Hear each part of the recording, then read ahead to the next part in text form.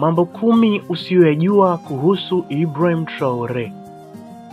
Ibrahim Traore, jina ambalo limeibuka kwa kasi barani Afrika hasa baada ya kuiongoza Burkina Faso kupitia kipindi kigumu cha kisiasa. Lakini mbali na vichwa vya habari vya mapinduzi na siasa, kuna mengi kuhusu Traore ambayo watu wengi hawayajui.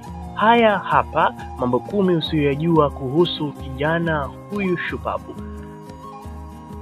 La kwanza, ndiye rais mdogo zaidi duniani kwa wakati wake. Ibrahim Traore alichukua madaraka akiwa na umri wa miaka 34 tu, jambo ambalo lilimfanya kuwa rais aliyechukua madaraka akiwa kijana zaidi duniani kwa kipindi hicho.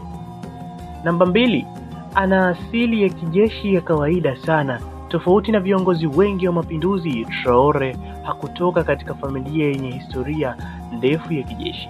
Alijiunga na jeshi baada ya elimu ya juu kwa kujitolea mwenyewe. Namba 3, alikuwa mwanafunzi wa jiolojia. Kabla ya kujiunga na jeshi, Traore alisema jiolojia ndiyo aliyosoma katika chuo kikuu cha Ouagadougou. Ndoto yake ya awali ilikuwa mtafiti wa madini. Namba 4, aliwahi kuhudumia katika vikosi vya Umoja wa Mataifa. Traore alipata uzoefu wa kimataifa kupitia kazi za ulinzi wa amani katika vikosi vya Umoja wa Mataifa kabla ya kurejea Burkina Faso kushiriki vita dhidi ya magaidi. Namba 5, alikuwa sehemu ya mapambano dhidi ya ugaidi. Burkina Faso imekuwa ikikabiliwa na vitisho vya wanamgambo wa Kiislamu kwa miaka mingi. Traore alihusika moja kwa moja katika operation nyingi zaidi ya makundi haya.